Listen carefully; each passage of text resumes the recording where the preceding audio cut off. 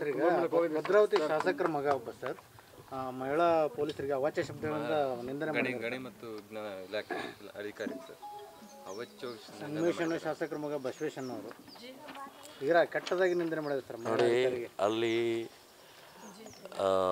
ಯಾರು ಅಧಿಕಾರಸ್ಥರು ಇರ್ತಾರೆ, MLA MP minister ಮುಖ್ಯಮಂತ್ರಿ, ಇವ್ರ ಮಕ್ಕಳು ಎಲ್ಲ ಮಕ್ಕಳನ್ನ ಹೇಳೋದು, ಯಾವುದೇ ಇದರೊಳಗೆ ಪಾರ್ಟಿ ಅಂತಲ್ಲ, ಎಲ್ಲ ಮಕ್ಕಳು ಕೂಡ ಸೊಕ್ಕಿನಿಂದ ವರ್ತನೆ ಮಾಡ್ತಾರೆ.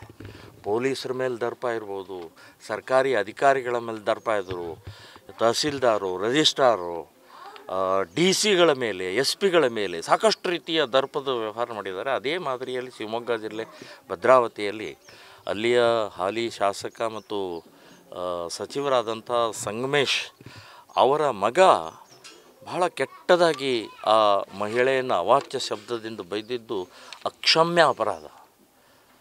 ಒದ್ದು ಒಳಗಡೆ ಹಾಕಬೇಕು. ಒಬ್ಬ ಮಹಿಳೆಗೆ ಅಸಹ್ಯವಾಗಿ ಅಶ್ಲೀಲವಾಗಿ, ಅದು ಅಧಿಕಾರಿ, ಅಲ್ಲಿಯ ಅಧಿಕಾರಿ ಮಹಿಳೆ ಇದ್ದಾರೆ, ಅವರಿಗೆ ಫೋನ್ನಲ್ಲಿ ಅವಾಚ್ಯ ಶಬ್ದದಿಂದ ಬೈದಿದ್ದು ಇದು ಕ್ಷಮಿಸಲಾರದ್ದು.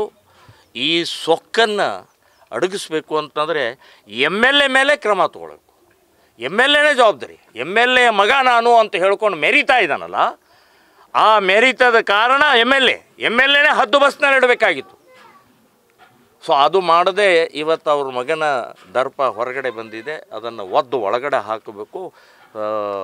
ನಾನು ಹೇಳೋದು ಬಹಳ ದೊಡ್ಡ ಕ್ರಿಮಿನಲ್ ಆಗುತ್ತೆ. ಒಬ್ಬ ಮಹಿಳೆ ಅಧಿಕಾರಿಯ ಮೇಲೆ ಮಾಡಿದಂಥದ್ದು ಇದು ಕ್ರಿಮಿನಲ್ ಆಗುತ್ತೆ, ಅವ್ರನ್ನ ಜೈಲಿಗೆ ಹಾಕಬೇಕು ಅಂತನ್ನುವಂಥದ್ದು.